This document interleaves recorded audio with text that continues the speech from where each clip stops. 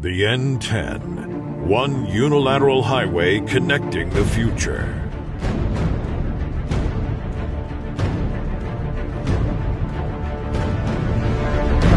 A designated 2,292-acre tax-free zone.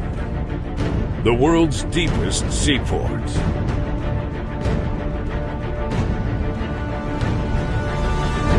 More trade through its port than the world's third-largest city within this decade. 3 times the power plants than the 5th-largest country in the world. A state-of-the-art international airport, 1,300 acres larger than London Heathrow. An estimated $30 billion economy within this decade. This is the future. This is Gwadar, Pakistan.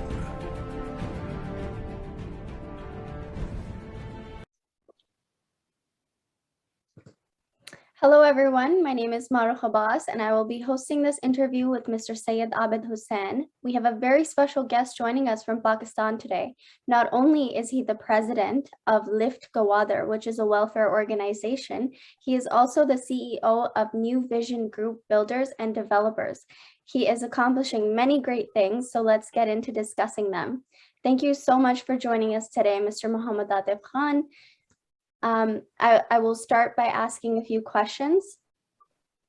Sure. Please tell our viewers about Gwadar. Is it only an industrial hub under CPEC, or is this something related to tourism as well? First of all, Assalamu alaikum to your all viewers. और ख़ास तौर पर ग्वादर के हवाले से दुनिया इस वक्त बिल्कुल ग्वादर से बिल्कुल इतनी अप टू डेट है जितनी शायद हम लोग समझते हैं कि नहीं है।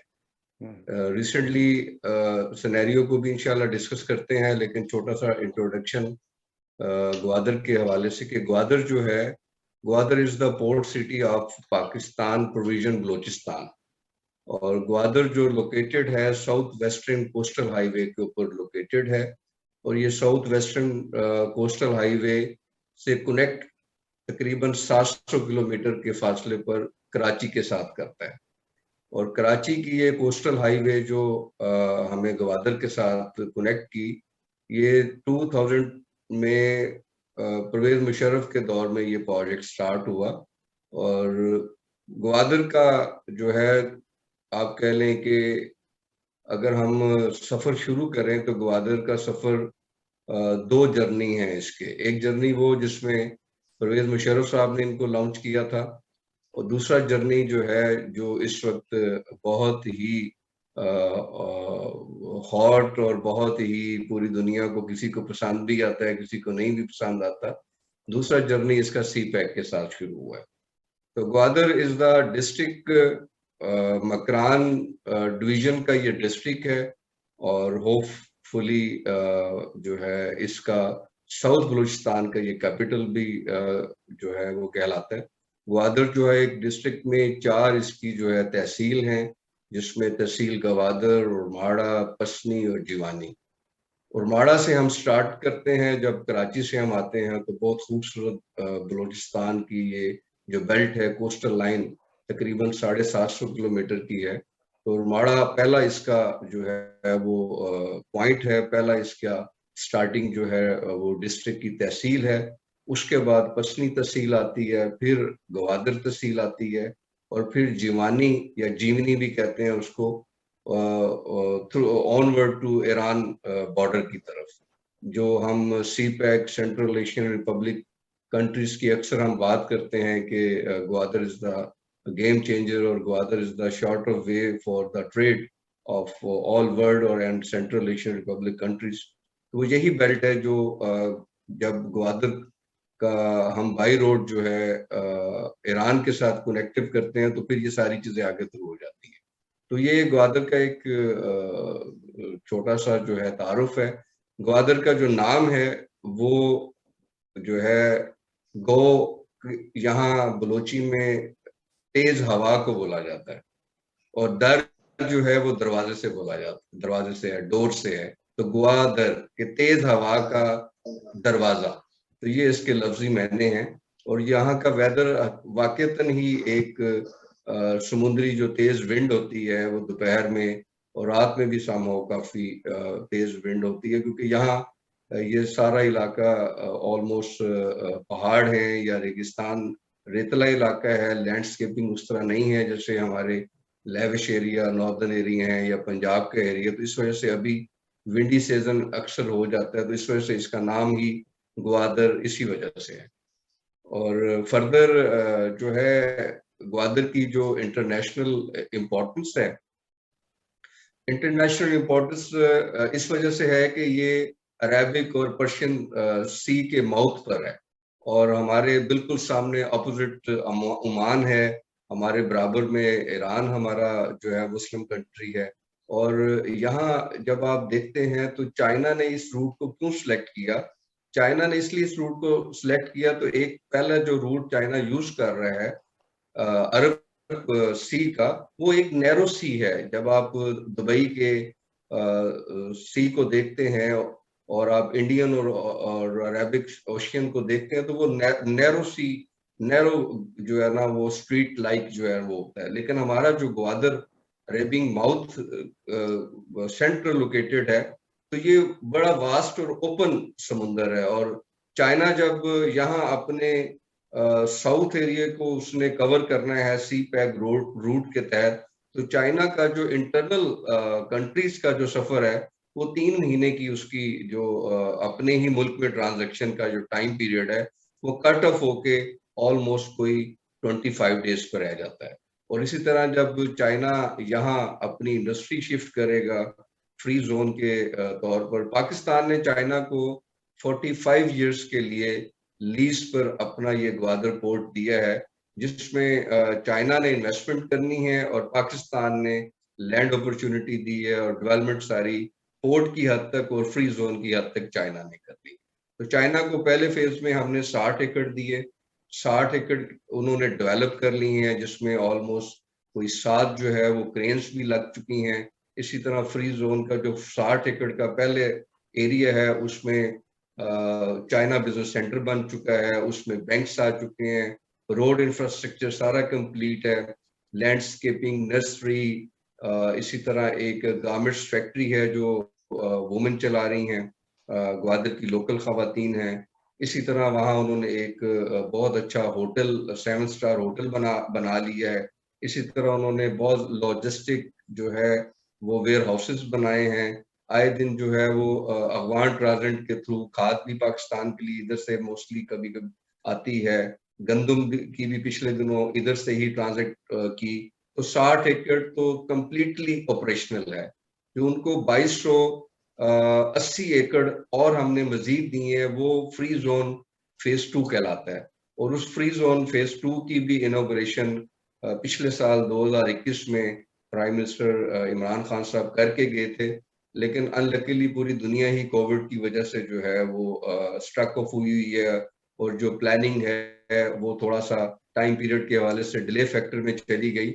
लेकिन ये जो इस पिछले दिनों का जो 5 दिन का इमरान खान साहब जो प्राइम मिनिस्टर ऑफ पाकिस्तान है उनका जो ये विजिट है, ये विजिट इन्हीं कामों को जो है उसकी जो प्रोग्रेस है, उसकी जो पिच है, उसकी जो लाइनअप है, वो सारा कोई जो मिसपरसेप्शंस पूरी दुनिया में फैली हुई हैं, ये उसी पाकिस्तान प्राइम मिनिस्टर का जो ट्रिप है, इन्हीं सारी चीज़ों को, इन्हीं सारे तहफ़्फ़ुज़ात को, गलतफहमियों को दूर भी किया है। और हमारे जो कह लें वेल विशर हैं वो इस ट्रिप से खुश भी हुए हैं, और जो हमारे वेल विशर नहीं हैं, जिनको ये सी पैक और चाइना दोस्ती उन्हें खटकती है, तो उनके लिए ये एक बहुत बड़ा चैलेंज है।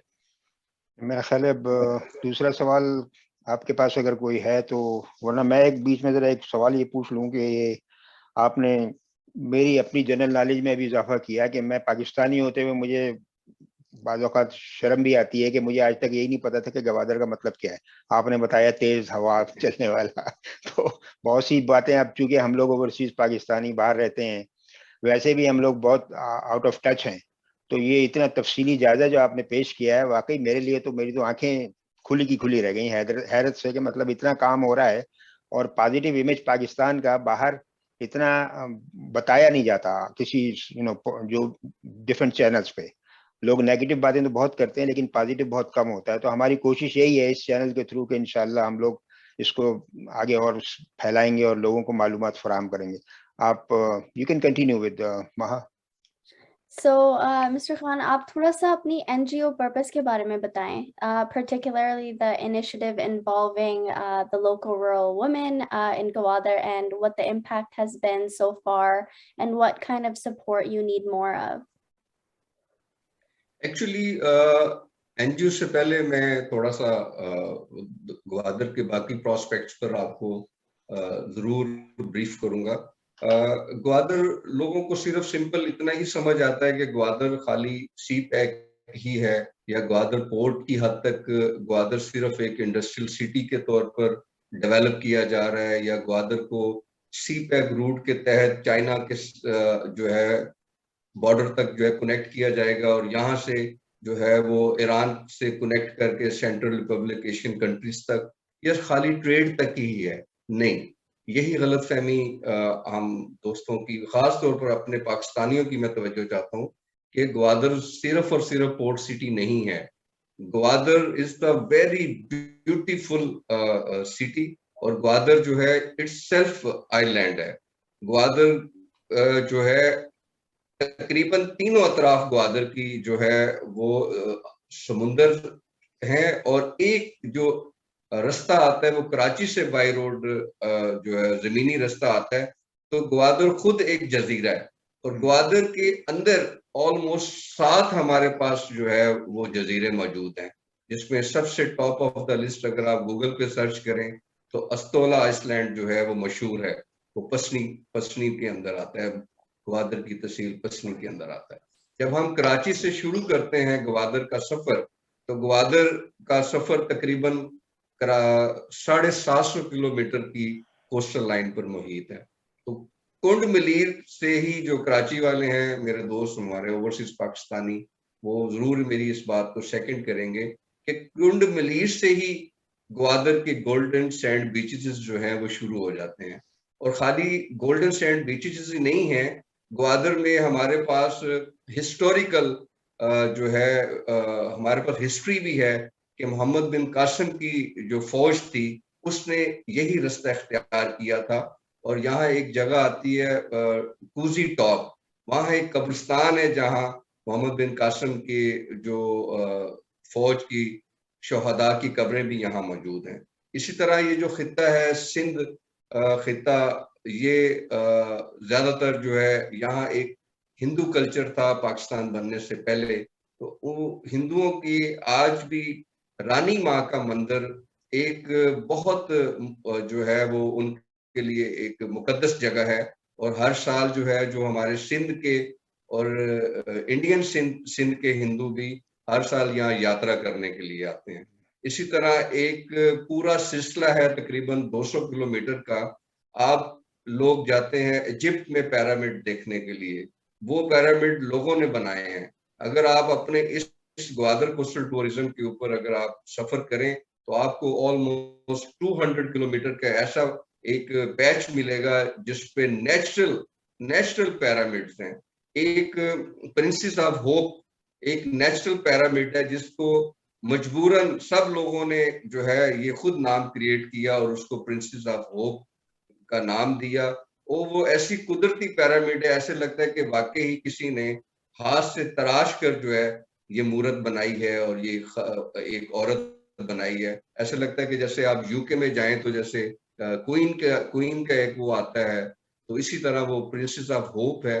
और अगर आप गूगल पे सर्च करें तो ये सारी चीजें आपको मिलती हैं। पाकिस्तान के इस कोस्टल हाईवे पर तकरीबन 150 किलोमीटर का नेशनल हंगूल वाइल्ड पार्क है, जिसमें आज भी हमारे पास लेपर्ड मौजूद है और बारासिंगा मौजूद है।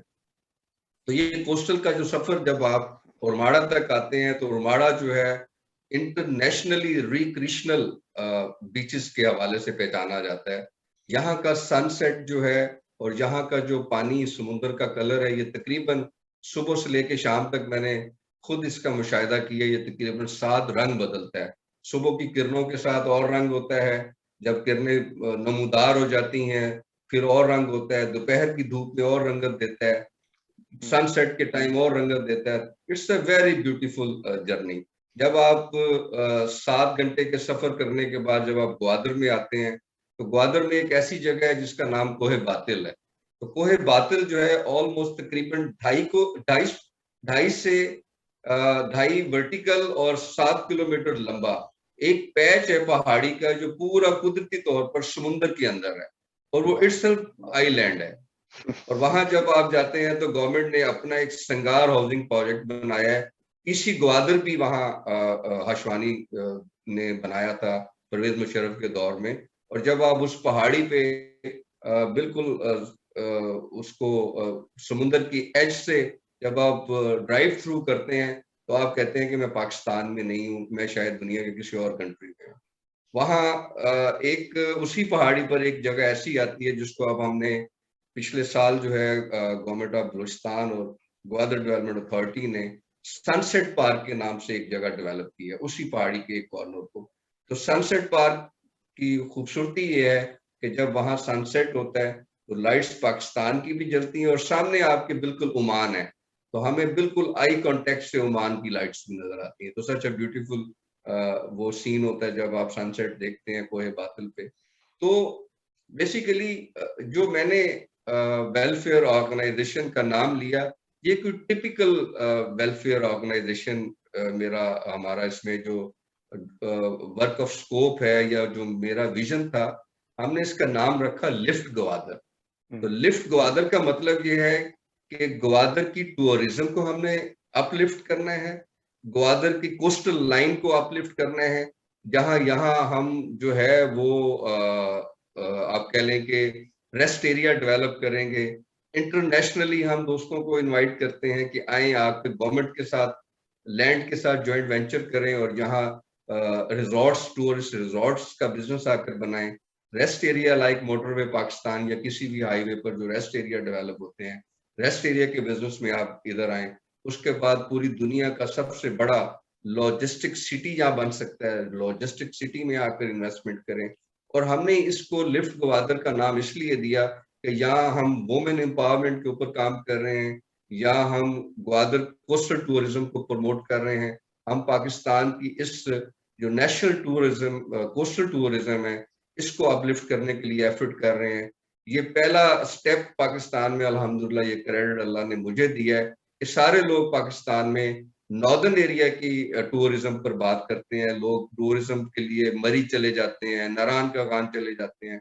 मैंने फर्स्ट टाइम पाकिस्तान की हिस्ट्री में कोस्टल टूरिज्म को हाईलाइट किया और इसके ऊपर ब्लू इकोनॉमी के हवाले से भी मैंने इस चीज को हाईलाइट किया कि पाकिस्तान की ये पूरी बेल्ट जो है पाकिस्तान की पूरी इकोनॉमी को सपोर्ट कर सकती है। जो पाकिस्तान की ये बेल्ट ब्लू इकोनॉमी को अगर हम यूटिलाइज करते हैं, तो ये यूटिलाइजेशन कौन कर सकता है? मकामी लोग, उनके पास इतना सोर्स नहीं है। जो हमारा टैलेंट जो है, वो हमारा जो एलीट, हमारी जो क्रीम है टैलेंट की, वो सब ओवरसीज पाकिस्तानी है। सब लोग बाहर जाकर बैठ गए हैं, ठीक है। तो जब सब लोग बाहर जाकर बैठेंगे तो अपने मुल्क को कौन आकर संभालेगा? ये क्वेश्चन मार्क आता है। चीन अगर आज हमारे साथ इन्वेस्टमेंट कर रहा है, टेक्नोलॉजी लेकर आ रहा है, तो कल बात होगी जी कि चीन ने जी हमें टेक ओवर कर लिया है, चीन सारा कुछ समेट के जा रहा है। तो इसकी जिम्मेदारी किस पर आती है? इसकी जिम्मेदारी भी हम पाकिस्तानियों पे आती है, और खास तौर पर ओवरसीज पाकिस्तानियों को मैं मुखातब कर, क्योंकि ओवरसीज पाकिस्तानी पूरी दुनिया में जो है टैलेंट के साथ अपने आप को एग्जिस्ट करते हैं, अपना सिक्का मनवाते हैं अपने टैलेंट से, और काबिलियत की बलबूते पर अपने आप को दुनिया में, कोई ऐसा दुनिया का मुल्क नहीं है जहां पाकिस्तानी जो है, हम फख्र करते हैं अपने ओवरसीज पाकिस्तानियों पर। तो ओवरसीज पाकिस्तानी अपने उस टैलेंट को, अपनी क्वालिटीज को, अपनी उन टेक्निकल चीजों को, अपनी एजुकेशन से वापस पाकिस्तान को जरखेज करें आकर। ये आपके प्रोग्राम के थ्रू मैं ये पैगाम भी दे रहा हूँ अपने ओवरसीज पाकिस्तानियों को कि पाकिस्तान इतना खूबसूरत है, पाकिस्तान में इतना काम है, पाकिस्तान में जो है इतना जरखेज है। अल्लाह पाक की कुदरती जो हमारे पास ज़खायर हैं, उनको अभी तक 72-73 सालों में हमने हाथ तक नहीं लगाया। तो लोग तो अपने जखायर खत्म कर चुके हैं। दुनिया के बड़े बड़े सुपर पावर इस परेशानी में हैं कि उनके जखायर खत्म होते जा रहे हैं, और हमने 72-73 साल में अपने किसी भी जखीरे को हल्का सा टच भी नहीं किया। तो आज इंशाल्लाह वक्त दूर नहीं है, पाकिस्तानी ओवरसीज पाकिस्तानी जो है खास तौर पर अपने पाकिस्तान को आकर दोबारा टेक ओवर करें। ऑलरेडी पाकिस्तानी ओवरसीज पाकिस्तानी इस मुश्किल वक्त में अपनी रेमिटेंस भेज रहे हैं, हमें फाइनेंशियली सपोर्ट कर रहे हैं, इसमें कोई शक नहीं है। इस वक्त अगर पाकिस्तान की इकॉनमी को थोड़ा सा भी अगर सपोर्ट है तो वो हमारे ओवरसीज पाकिस्तानी की रेमिटेंस की वजह से है, और वो मे बी इस हुकूमत की इमरान खान साहब पर ट्रस्ट करते हैं या वट एवर पॉलिसीज पर, और मुहिबुल वतन तो हर ओवरसीज पाकिस्तानी। तो बेसिकली जो लिफ्ट गवादर का हमने नाम भी रखा, और इसका जो हमारे पास जो एजेंडा भी है वो यही है कि हमने ग्वादर को बेसिकली लिफ्ट करना है, ग्वादर की ब्यूटी को अपलिफ्ट करना है, ग्वादर की गोल्डन अपॉर्चुनिटी लोगों तक पहुंचानी है, ग्वादर की आवाज बननी है। जब हम ग्वादर की आवाज बनेंगे तो यहाँ की मकामी खवातीन को हमने कोई वॉशिंग मशीन, कोई सिलाई मशीन, कोई कपड़े, कोई भिखारी नहीं बनाना, हमने यहाँ की खवातीन को इंडिपेंडेंट करना है, हमने टेक्निक नहीं है। मैंने एक प्रोग्राम स्टार्ट किया है जिसमें हमारी पंजाब की जितनी भी all chamber of commerce, women chamber of commerce की खवातीन हैं, उनके साथ मिलकर हम ग्वादर की खवातीन को एक ऑनलाइन प्रोग्राम के ऊपर ला रहे हैं, ताकि यहाँ की खवातीन भी फेसबुक पर, ऑनलाइन पर पाकिस्तान का ये जो बलोचिस्तान एरिया है, ये हैंडीक्राफ्ट में एक रिच कल्चर रखता है। आज भी शाह साहब मेरी बात को सेकंड करेंगे, बलोची टांका जो है आज भी पूरी दुनिया में मशहूर है।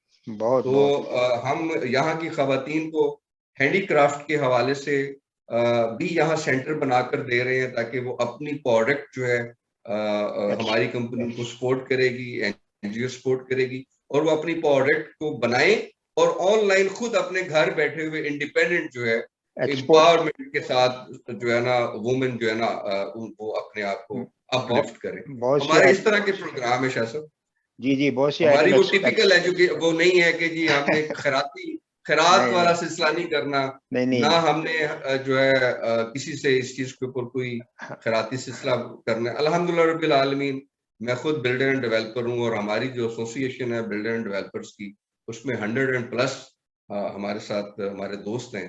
तो हमें तो अल्हम्दुलिल्लाह ये प्रोग्राम हम पहले से शुरू से खुद अपनी मदद आपके तहत चला रहे हैं, जितने भी ग्वादर को प्रमोट करने के लिए, अपलिफ्ट करने के लिए, लोगों को बकअप करके यहाँ बुलाते हैं, कोई भी यहाँ काम करते हैं तो हम खुद अपनी मदद आपके तहत करते हैं, क्योंकि इस खित्ते से हमें इज्जत मिल रही है। यह खित्ता पाकिस्तान की गेम चेंजर साबित होगा, और पूरी दुनिया देखेगी इंशाल्लाह कि आने वाला दौर पाकिस्तान। इंशाल्लाह। I think because of the time limitation, I think you have another question. आपने ऑलरेडी थोड़ा सा blue economy and green economy पे टच कर दिया है, तो मैं दूसरा क्वेश्चन ये पूछूंगी कि Gwadar port, how is it going to become a free zone and how will it sustainable economic growth and transportation of Pakistan? Like how is it going to transform Pakistan in that sense? देखिए, पाकिस्तान का ये जो खित्ता है ग्वादर और ये जो बलूचिस्तान का ये साउथ वेस्टर्न एरिया पे, आपको पता है कि पाकिस्तान इंफ्रास्ट्रक्चर के हवाले से सी पैक के तहत ही ये एक नया इंफ्रास्ट्रक्चर बन रहा है, जिसमें पूरा पाकिस्तान रोड के साथ कनेक्ट होगा और रेलवे ट्रैक के साथ कनेक्ट होगा, और पाकिस्तान के इस तमाम सी पैक के तहत स्पेशल इकोनॉमिक जोन बन रहे हैं चारों सूबों में। खाली ग्वादर ही नहीं है फ्री जोन के हवाले से फोकस, ग्वादर तो एक पोर्ट सिटी है, और इस पोर्ट सिटी की अहमियत ये है कि ये डीप सी पोर्ट सिटी है। डीप सी होने की वजह से यहाँ बड़े से बड़ा जो जहाज है वो डायरेक्ट बर्थ के साथ अनलोड हो सकता है, इसकी ये इंपॉर्टेंस है। बाकी पूरे मुल्क में जो चाइना इकोनॉमिक कॉरिडोर का हमारा जो कॉन्ट्रैक्ट है, उसके तहत पूरे कंट्री के अंदर फ्री इकोनॉमिक जोन बनाए जा रहे हैं, जहां चाइना इंडस्ट्री लाएगा। चाइना अपनी इन्वेस्टमेंट के साथ टेक्नोलॉजी भी लेकर आएगा, और पाकिस्तान क्योंकि मैन पावर रखता है, तो पाकिस्तान की जो मैन पावर है वो एक चाइना को लोएस्ट मैन पावर के हवाले से मिलती है। तो चाइना हमारी जो मैन पावर है उसको यूटिलाइज करेगा तो डेफिनेटली जॉब्स क्रिएट होंगी जब चाइना यहाँ इंडस्ट्री लगाता है। और चाइना ने ऑलरेडी जो ग्वादर के हवाले से या पाकिस्तान के बाकी शहरों में जो फ्री इकोनॉमिक जोन बनाने हैं या जो एनर्जी सेक्टर पे काम हो रहा है, मैं ग्वादर को क्योंकि ज्यादा फोकस करता हूँ, तो यहाँ जो टाइम लाइन है, लोग कहते हैं ना जी सी पैक डिले फैक्टर में गया या टाइम लाइन पर नहीं है, ऐसा बिल्कुल नहीं है। 2 प्रोजेक्ट डिलीवर हुए हैं जिसमें ग्वादर पोर्ट का पहला जो फेज है 60 एकड़ का, वो अपने टाइम से पहले हुआ है। एक टेक्निकल इंस्टीट्यूट बना है, वो 6 महीने पहले कंप्लीट हुआ है। और 2 मेगा प्रोजेक्ट जिसके ऊपर काम हो रहा है कि ग्वादर को एक बाईपास रोड दिया जा रहा है हाईवे के साथ कनेक्ट करने के लिए ईस्ट बे के ऊपर, वो एक्सप्रेस वे कहलाता है। वो 18 किलोमीटर में से 9 किलोमीटर समुद्र को बंद करके पैक करके और वो रोड बनाया गया है। It's such a beautiful 9 kilometre कोहे मैदी में से वो रोड गुजरता है और 9 किलोमीटर समुद्र को उन्होंने किया। ये लाइक आप मेट्रो बस जैसे लाहौर में है तो ये बिल्कुल एक सेपरेट रोड होगा जिसमें शहर की जो ट्रैफिक है वो डिस्टर्ब नहीं की जाए। तो ये रोड तकरीबन कंप्लीशन इसकी हो चुकी है। और जो तीसरा मेगा प्रोजेक्ट है वो ग्वादर इंटरनेशनल एयरपोर्ट है जो तकरीबन 4800 एकड़ पे वो बन चुका है। उसकी बाउंड्री वॉल का काम कंप्लीट हो चुका है, उसके रनवे कंप्लीट हो चुके हैं, उसकी बिल्डिंग का काम हो रहा है। ठीक है, तो ये तीनों प्रोजेक्ट जो मेगा हैं ये अपने टाइम के से भी पहले हैं। ग्वादर ने टेक ऑफ करना है जब ये एक्सप्रेस वे और इंटरनेशनल एयरपोर्ट का जो कंप्लीशन डेट है वो सितंबर 2023 है। उसके बाद ग्वादर पोर्ट से को स्पोर्टिव जो ये जो 2 चीजें हैं, एयर कार्गो भी और जो है वो रोड कार्गो के हवाले से भी, तो ग्वादर का ये जो एक्सप्रेस रोड जब बनता है और इंटरनेशनल पोर्ट बनता है तो ग्वादर पोर्ट जो है फुली ऑपरेटेड हो जाएगा, जो इंशाल्लाह अजीज पाकिस्तान की इकॉनमी में सबसे पहले तो जॉब्स क्रिएट होंगी। और जब जॉब्स क्रिएट होंगी तो डेफिनेटली जो है हमारी जो जॉबलेस लोग हैं, एम्प्लॉयमेंट लेवल हमारा बढ़ेगा, इंशाल्लाह खुशहाली पाकिस्तान में 2023 और ये कि ओवरसीज पाकिस्तानी भी फिर वापस आने शुरू हो जाएंगे जब देखेंगे कि वहाँ पे प्रोग्रेस हो रही है और कोई चांसेस है, तो डेफिनेटली आप देखिएगा कि इन्वेस्टमेंट भी आएगा बाहर से। देखिए हमारा मोस्टली हमारा इस वक्त भी मेरे पास आज सुबह ही दुबई से मेरे मेहमान पहुंचे हैं। ठीक है, मैंने उन्हें अटेंड करने के बाद फिर ये मैं मीटिंग अटेंड कर रहा हूँ। तो हमारे जो मिडिल ईस्ट में हमारे जो ओवरसीज पाकिस्तानी हैं, ग्वादर उनके लिए सबसे ज्यादा उम्मीद है। सबसे पहले जो लोग शिफ्ट होकर आएंगे ग्वादर में जॉब्स करने के लिए वो हमारे मिडिल ईस्ट के ओवरसीज पाकिस्तानी, यूरोपियन, कनाडा या अमेरिकन, वो अपनी डोमेन पे काम करेंगे। लेकिन जो हमारी लेबर क्लास भी है या हमारा जो कह लें क्लरिकल या एक इंजीनियरिंग लेवल पर या जो है मिडिल क्लास लेवल के जो हमारे जॉबियन ओवरसीज पाकिस्तानी ज्यादा सेटल हैं, वो मिडिल ईस्ट में सेटल हैं। तो मिडिल ईस्ट ही इधर ज्यादा सेटल होगा इंशाल्लाह आने वाले चंद सालों में। चले आतिफ साहब, आपने बड़ी इंटरेस्टिंग बातें बताई। बहुत सी बातें तो वाकई अब हम इस उम्र में हमें भी नहीं पता थी, ये तो ग्वादर के बारे में और पूरे इवन बलूचिस्तान इन जनरल कि इतना बड़ा सूबा है, रकबे के हिसाब से सबसे बड़ा पाकिस्तान का सूबा, और हमें उसके बारे में इतनी नॉलेज नहीं है और वहाँ पे सनतें नहीं हैं और लोग बेरोजगार हैं। ये सारी बातें हमेशा से सुनते चले आए, लेकिन अब we feel that there is a hope, something is happening इंशाल्लाह। तो ये आबिद साहब, मैं सॉरी फॉर इंटरप्शन, ये चंद मिनट्स के प्रोग्राम पर जो है ना ग्वादर को ब्रीफ नहीं किया जा सकता। I can understand that. मैंने कोशिश की है कि मैं इसको कैलकुलेट करके आपको एक जो है वो बिल्कुल अच्छा जामिया मैसेज चला जाए।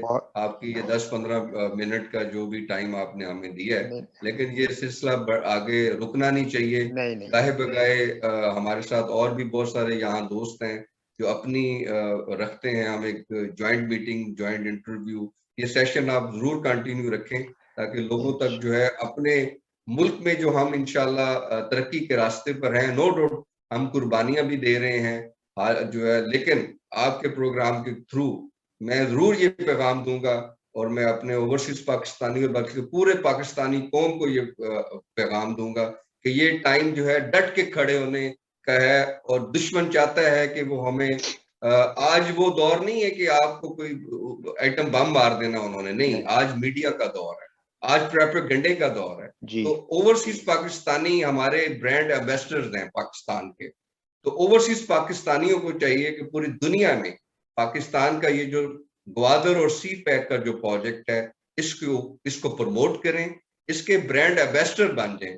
और जो खास तौर पर मैं खुल के नाम लेना चाहूंगा, इंडिया और हमारा सबसे जो मतलब बड़ा हरीफ है इस खित्ते को डिस्टेबलाइज करने में भी हर वक्त वो मसरूफ रहता है। तो हमने ये जो है वो मुकाबला करके पॉजिटिवली डट के हमने मुकाबला करना है कि हम इंशाल्लाह पॉजिटिव थे। पाकिस्तानी कौम अमन पसंद थी, अमन पसंद है, और पाकिस्तान खिता जो है मोहब्बत करने वालों का खिता है। हमने ये पॉजिटिव पहलू, आज प्रोपेगेंडे की वॉर है, आज थर्ड वॉर का दौर है, आज वो दौर नहीं है कि कोई एक दूसरे पर एटम बम मार देगा।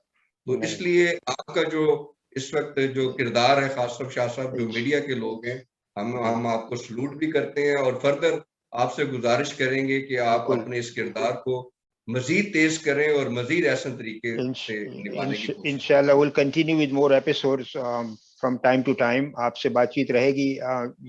If you have another question, we can wrap up. No, I don't have any more questions for tonight.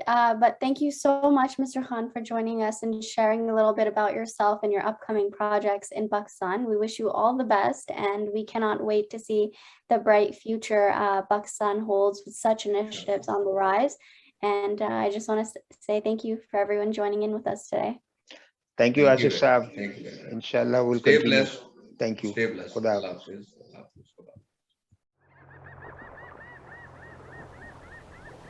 Gwadar, a gateway to prosperity, is situated on an isthmus, connects the southwest coast of the Pakistan with the Persian Gulf. Its presence at the convergence of three most commercially important regions of the world, which are oil-rich Middle East, Central Asia bestowed with natural resources, and South Asia having potential for growth, makes Gwadar an ideal location to build an international port and smart city to promote global trade, business and investment opportunities for potential investors, and recreational hub for the tourists all over the world. Gwadar Development Authority is proud to present Gwadar's Central Business District, CBD. CBD is an ambitious project that is expected to emerge as Pakistan's global business address. CBD's vision is bold and imaginative and will be Gwadar's prime financial, commercial, residential, recreational, and cultural hub. With a planned land area of 13.1 square kilometers and high-rise building limit up to 300 meters, it is located at a relatively higher altitude on the breathtakingly beautiful West Bay. With one core and two axes with the bay interconnection, the plan is to build high-rise office buildings around the central waterfront, forming a majestic downtown core. Taking into account the urban spatial landscape structure, CBD arranges 6 urban landscape nodes with Gwadar Tower as the main landmark, the Science and Technological Exchange Center, and the International Exhibition Center service as large-scale public building landscape nodes, and 2 business areas on the east-west axis are selected as the landscape nodes. Our distinctive and modern space image will include amusement parks, art and culture museum, urban planning exhibition gallery and history museum, public library, grand theater, concert hall, Gwadar Tower, International Expo Center, Cultural Exchange Center, Lakeside Shopping Center, Gwadar Walk and Park, Gwadar Botanical Garden, Business and Commercial Complex and Transportation Hub, Youth Cultural Activities and Science and Technology Exchange Center, Riverside Commercial Streets, Commercial Tower, and much more. CBD will create investment opportunities for a number of financial institutions, corporate sector, multinational organizations, enterprises, SMEs, emerging entrepreneurs with foolproof safety and security, introduction and implementation of concept of Gwadar Free Zone, lower production cost for the potential industries, lucrative business opportunities in tourism sector, and significant return on investment. It's your time to be a part of a new and promising world at Gwadar Central Business District. Make your dreams come true.